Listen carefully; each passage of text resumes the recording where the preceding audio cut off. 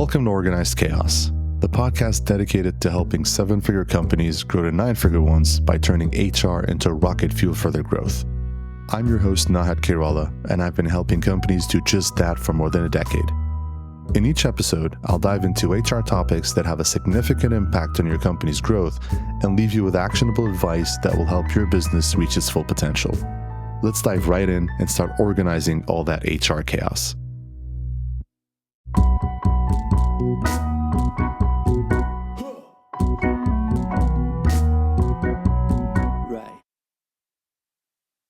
Hey everyone, and welcome back to the Organized Chaos interview series. Today's episode is a rerun of my conversation with Dave Gulas that aired on the Beyond Fulfillment podcast a few weeks ago. During the chat, I took a trip down memory lane and shared the challenges and setbacks I faced on my own entrepreneurial journey. I talk about the valuable lessons I've learned and how I got to where I am today. We also talked about essential people management strategies for founders and highlighted common pitfalls that first-time entrepreneurs often encounter. I hope you find this episode insightful and inspiring. Enjoy. Imagine witnessing the meteoric rise and sudden fall of a seemingly unstoppable company, all because of people-related issues. Imagine the emotional toll of shutting down a venture you've poured your heart and soul into, only to turn those experiences into the cornerstone of your greatest success. What would you do if you faced such a crossroads in your entrepreneurial journey? How would you transform failure into a stepping stone for your future endeavors? In this episode, we sit down with Nahed Kirella, the founder of Organized Chaos and an HR consultant extraordinaire who has navigated these very tumultuous waters and emerged with invaluable insights. Nahed's story isn't just about surviving failure. It's about thriving through it and harnessing those lessons to empower others. You'll hear about his first business venture at just 13, his pivot from IT to HR after a corporate downfall, and the crucial lessons that he learned building and later shutting down a SaaS platform.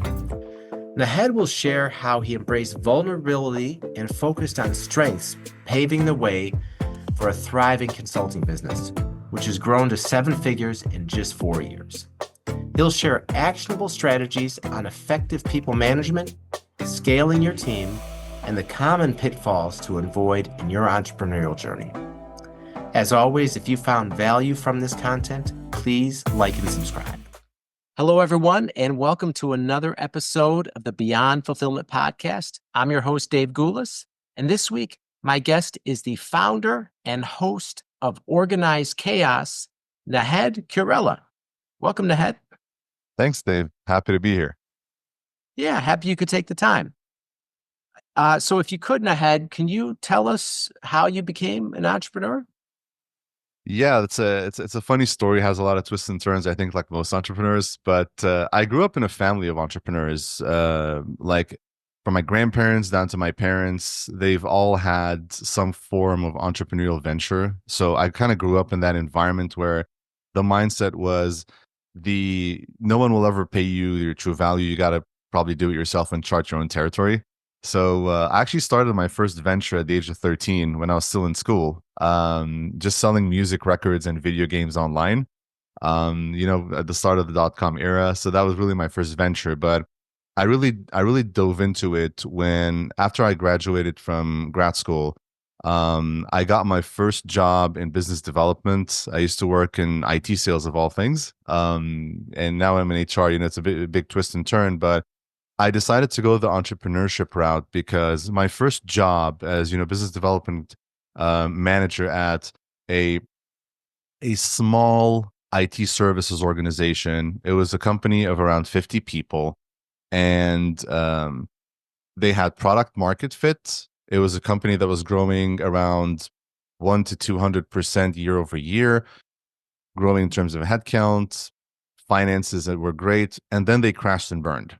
It was really mind-boggling to me how having all these ducks lined up and, everything looking promising for you would cause a company to really fall flat on its face. And when I looked deeper and sort of analyzed the situation, it turned out that a lot of the issues were people related, and I was sort of witness to a lot of them. So it really got me very interested in that realm of, hey, if a company can have all these things going for it and still it can find a way to shoot itself in the foot, especially on the people front, that's probably an area worth diving into because this is probably not the only company that's going through this.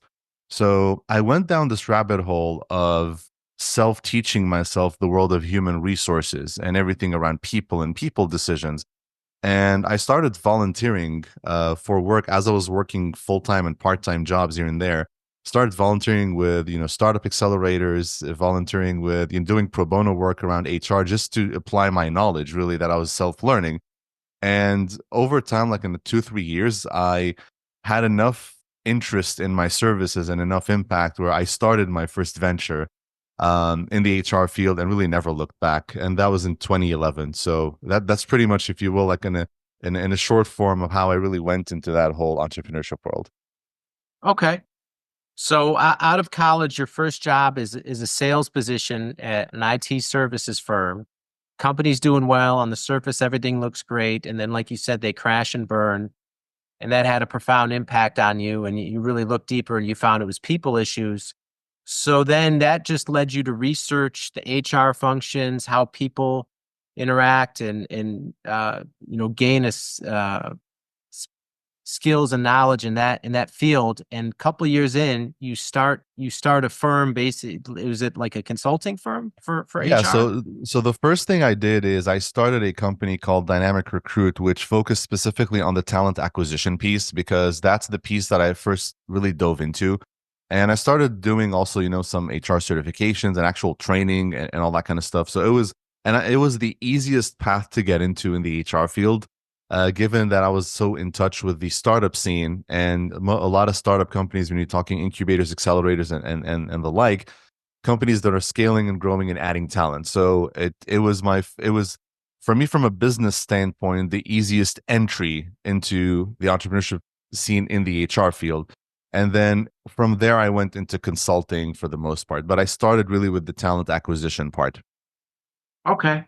And as you venture out on your own and you're growing that talent and acquisition piece, like what happened then? Yeah, so basically, a couple of years into the talent acquisition piece, I saw some gaps in really how people were doing recruitment and handling it. And I decided to really build a SaaS platform around managing HR processes and really doing job boards a little different than they were. I think it was very similar to how Glassdoor operates today, but not as well developed. This was back in 2013, if I'm not mistaken.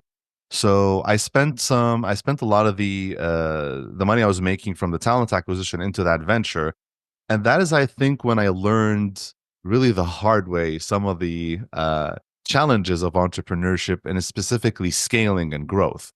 And really, what ended up happening, 2 years into that venture, we had around 500 customers. It was a fully bootstrapped business, but I made the mistake of premature scaling, whereas I added more people than I needed to in the beginning.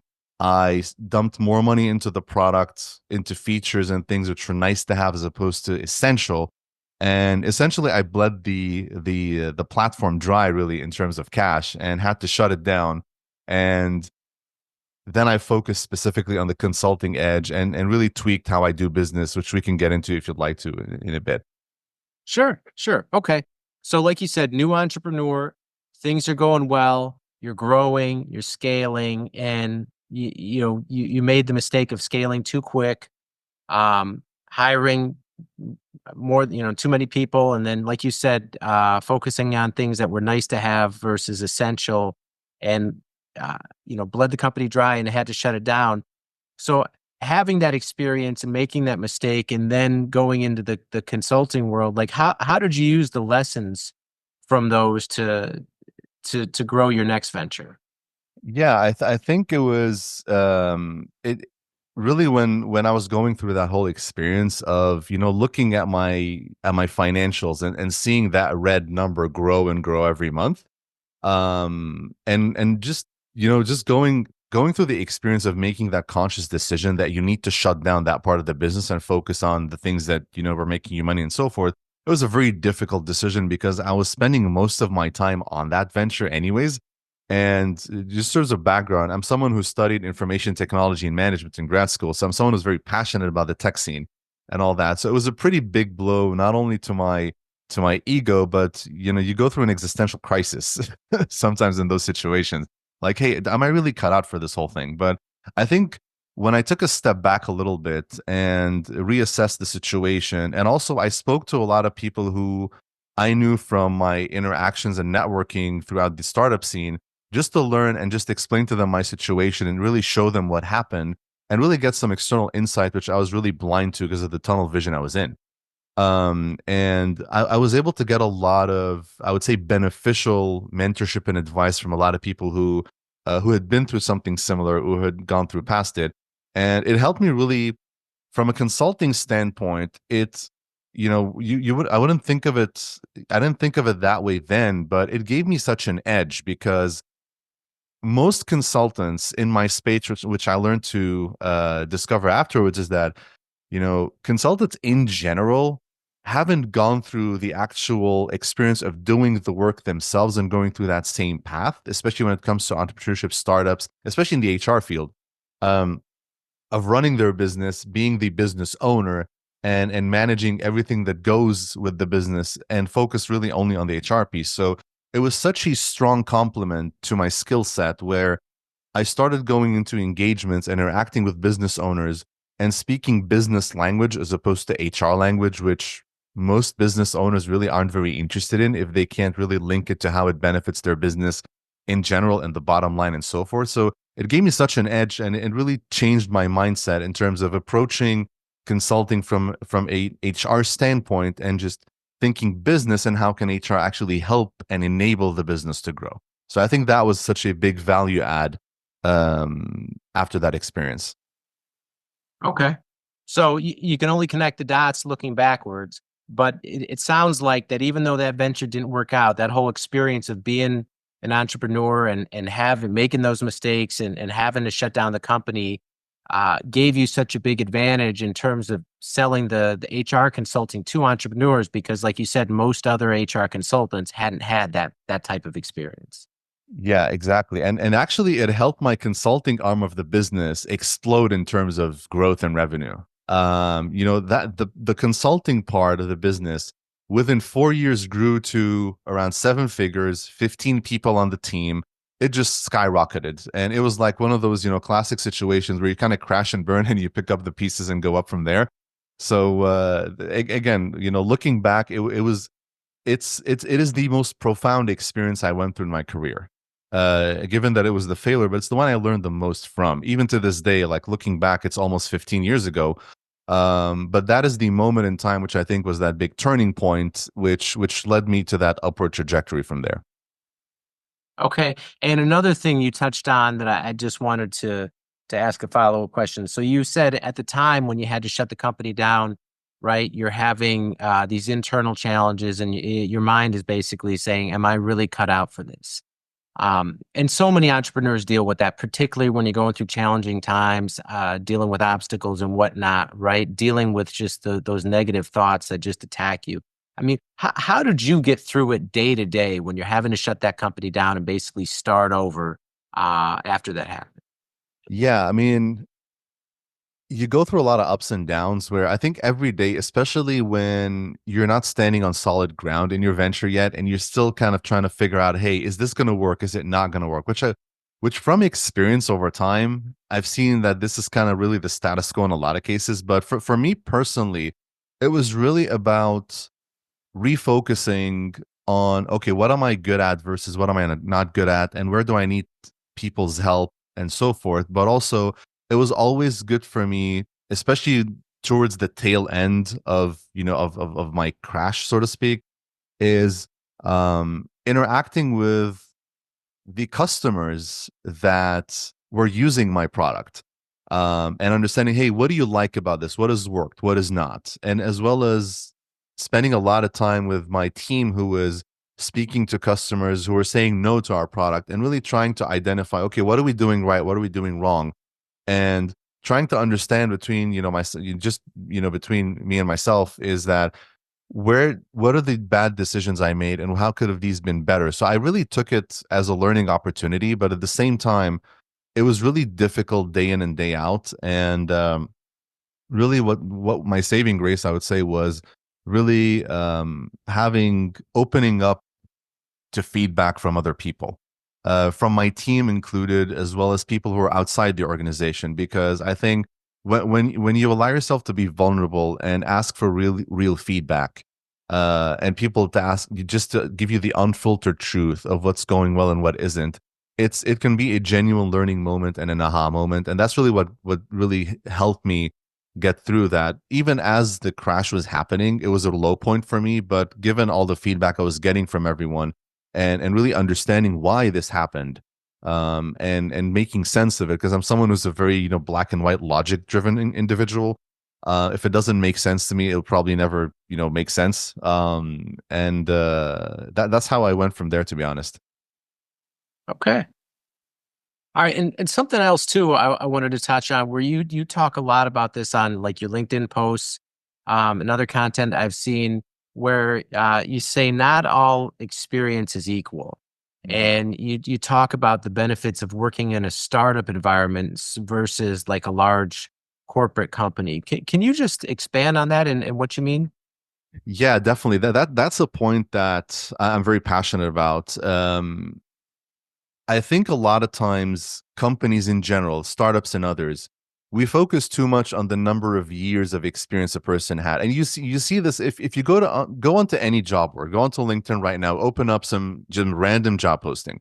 You're going to see things like minimum 5 years of experience, 7 years, 10 years. If you sit back and really think of that number, what is it really based on? What is what does 10 years of experience mean? What does 3 years mean? It's the assumption that the longer you are in a job or in a career, the better you are at it. I have seen from my personal experience in working with more than 150 companies since I started my professional career, between consulting and FTE and all that, is that that is not always the case. Because if you spend 10 years working in a job which is narrow, which doesn't have any growth in it, where your responsibilities have grown really in a very minor way over time, it's very different than someone who built a business, spent 2 years growing it, and then moved into a full-time job or something else.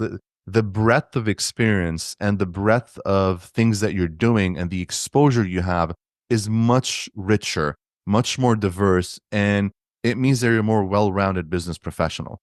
um, that's really what I see in practice is when we focus too much on the number of years someone has been working or spent in a job, it doesn't necessarily mean that they are better or they have more experience. It's really about, what did your experience entail? What were you doing during those years? What were the challenges you faced? What are the problems you solved? What are the decisions you had to make? What were the stakes that you were playing with? These are all big difference makers when you're evaluating someone's actual experience. And something I really advise founders on a lot is that don't look at how long they've been doing this. Think of, what were they doing, what was their role in it, and what was the impact, and what were their learnings, and so forth. What can they bring that information and that learning into your organization? Love that distinction. Okay, and being that your company is focused on HR and you work with so many founders and entrepreneurs specifically about transforming like their HR departments and the way they approach it. Let's just touch on HR for a moment. Yeah. I mean, based on your experience, where do you see the biggest mistakes that entrepreneurs make with regards to HR? Yeah, I love that question. There's a few things that I see almost every time. The first one I think that comes to mind is that founders making a decision regarding when to delegate some of their responsibilities to others in the organization. I think that's a big one because, generally speaking, founders, especially those who are first time founders, I see this mostly in first time founders. First time founders typically, when they're growing their organization, especially if they have a business which is verging on success, like once you hit that seven figure mark and you start hiring people and so forth, it's kind of like product market fits there. the finances are starting to come in, it becomes really more about the people and how you structure the work and how you deliver and how you scale from there. Um, a lot of times I see founders hold on to things that they founded the company with. I'll give you an example. Let's say that, and I've seen this with, I'll give you an example of a company I worked with a couple of years ago where the founder was the person who was also a major player and contributor in the product development cycle of the organization. Ends up hiring three other product designers, very well tenured folks, and people with a lot of experience and a good track record, and eventually had a very hard time letting them actually make any decisions around product. Eventually, he had to be the be all end all of product decisions.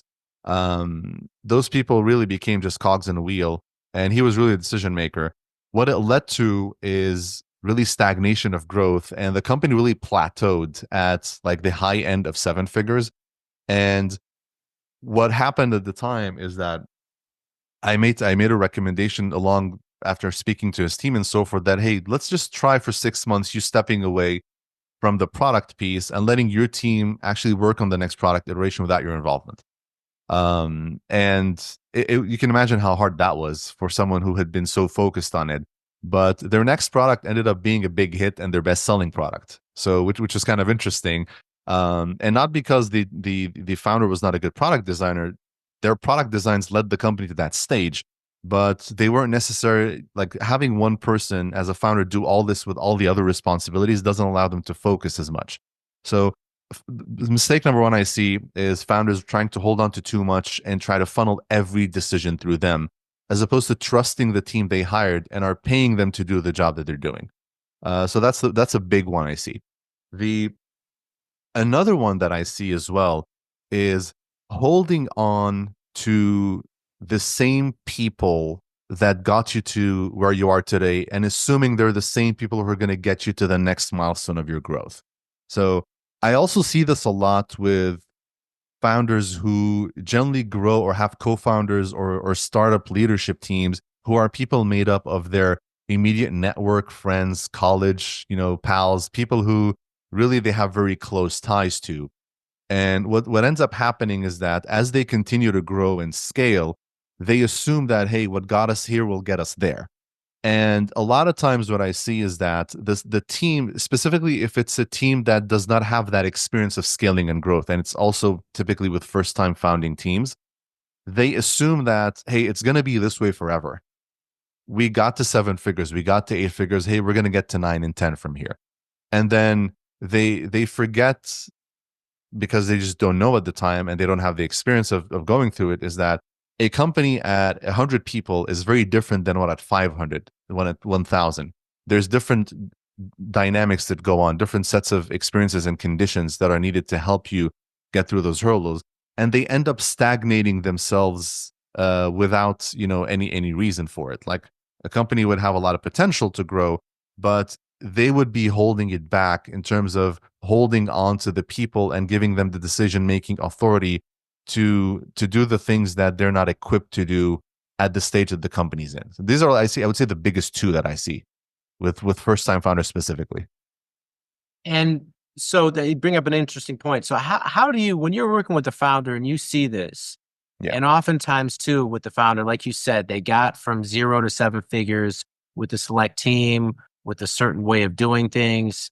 And so often we see the founders needing to be hands-on with everything just to even get the company past those initial stages of growth. So how do you work with them when it sounds like such a 180 from what the founders used to basically evolve to that next level they need to operate at to grow from like 7 to 9 figures, let's say?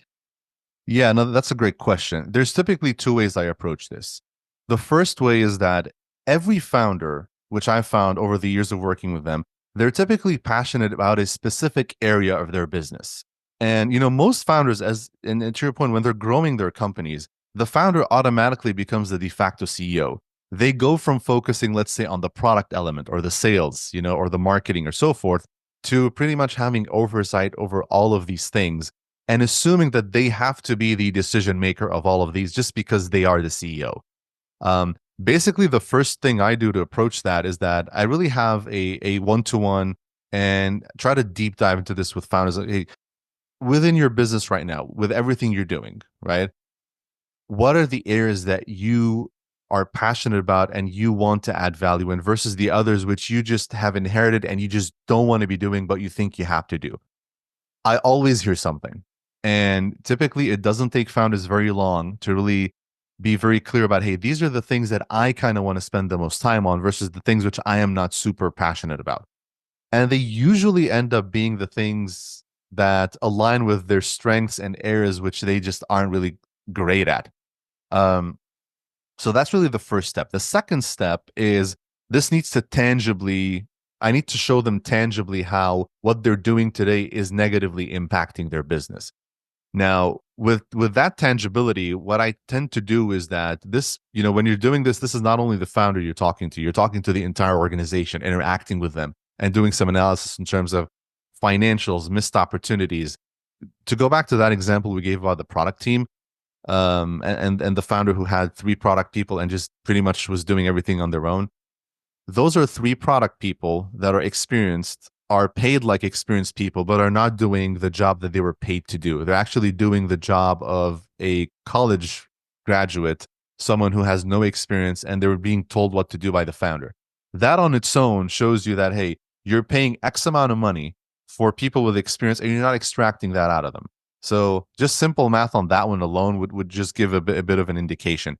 But generally speaking, I like to do, after we go through, hey, what do you want to do versus what you don't want to do?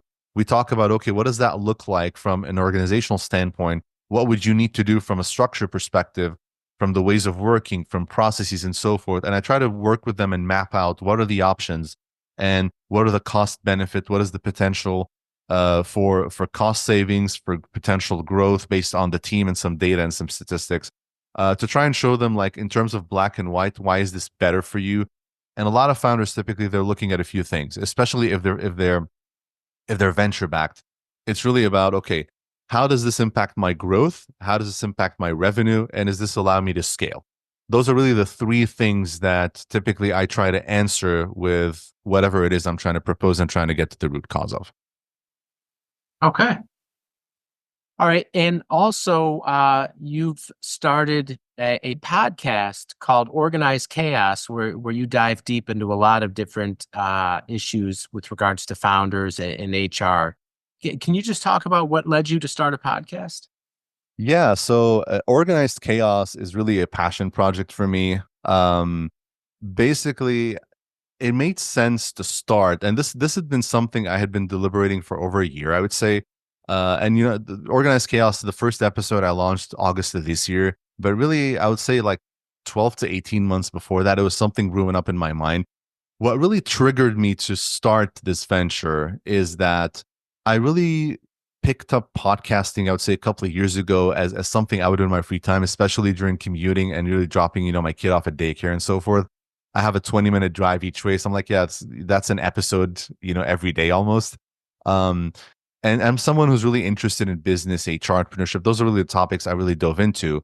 And the more I listened to podcasts, the more I started to realize that, especially in my area, in my field, in my, my area of expertise and the types of businesses and things that I do, I noticed a lot of the advice that I was hearing from these podcasts was either too high level to the point where it's not actionable. And if you're not someone who is hands deep into the HR function, you wouldn't be able to do anything with that information, which I think doesn't is really counterintuitive to even listening to a podcast.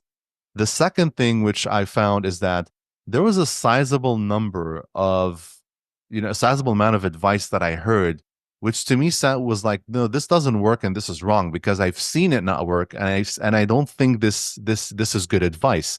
Um, and I don't say this because I think my advice is better than other people. No, but when I looked at some of the podcasts that I was listening to, turns out the people who were giving advice in some cases didn't have experience in doing or implementing what they were preaching, which didn't sit very well with me, because this is a professional belief of mine, is that when you want to be a consultant or an advisor or just give general advice to anyone that genuinely helps them, you need to have a certain level of experience and knowledge in it and having tried it. And if you're not willing to try and do what you're preaching, there's something flawed there.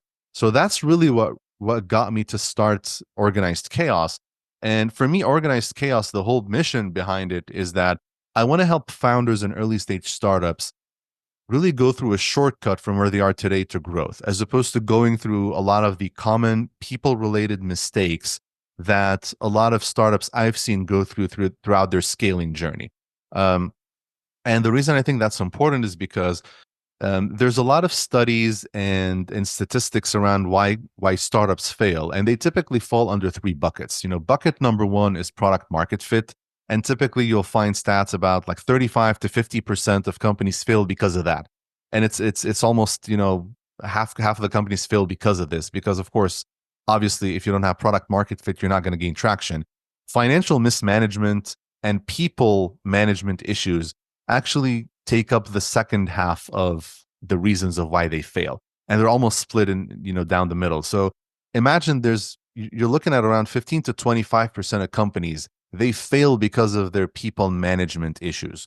So I thought that was really a sizable chunk of why startups fail. And for me personally, I think if you have product market fit and you have the finances to grow, the people management issues should not hinder your company. It would be a tragedy for your company to fail because you mismanage your people when you had all the other things going for you. So that's really why Organized Chaos exists, and really my mission with the podcast. Okay, so it sounds like what you're saying too, right? Like product market fit, of course, is a must, and clearly you have to manage your finances properly. But assuming you do those things right, there's no way that mismanaging people should prevent you from growing and scaling and succeeding as a company. Correct. Because if you're doing those first two things right, the people management really just becomes an enabler. Like if you have product market fit and you have good finances, you have a business which is successful right now and can be much more successful and sustainable in the future. So the people element is the enabler. It's that spark plug. I call it the rocket fuel of growth. And that's why I think it's so important, because it accelerates you where you want to get to. It gets you faster to your destination in a well managed way.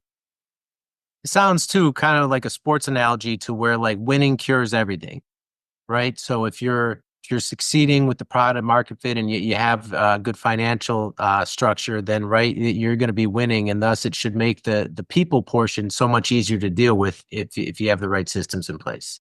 Yeah, and the interesting thing also that I see, Dave, is that sometimes the people piece impacts the other two, right? Because if you don't have great people practices, let's say, hey, you need 20 people to grow and you end up hiring 50, kind of like what I did in my venture, you are sort of mismanaging your finances through the people lens. If you don't have the right people, continuously building products that continue to have that market fit is also going to be a struggle. So they're kind of interlinked together, right? But definitely the product market fit is the most important one, because if that is not there, then you're not going to be in a position where you're going to be thinking of people growth and people management and so forth. But yeah, the people element, although a lot of times founders and other startup leaders think of it as the last piece, and they only really go and look seriously at HR and people, people operations and so forth, when they feel they need to, especially if they're expanding into other states, they need to hire a lot of people and so on. But it's such a foundational element to building a healthy business that is efficient and scalable. Yeah, absolutely.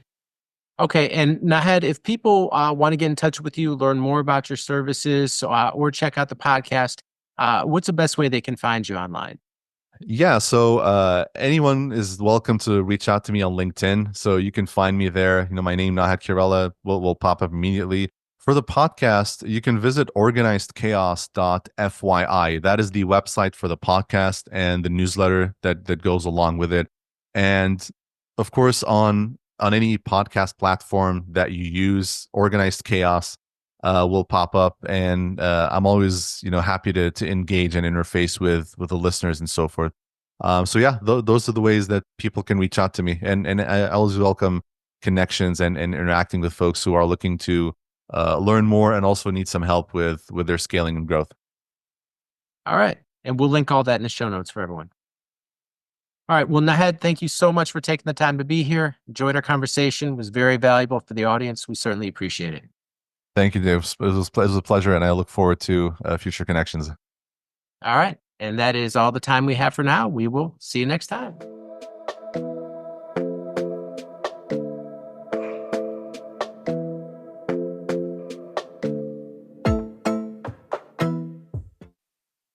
Thanks for tuning in.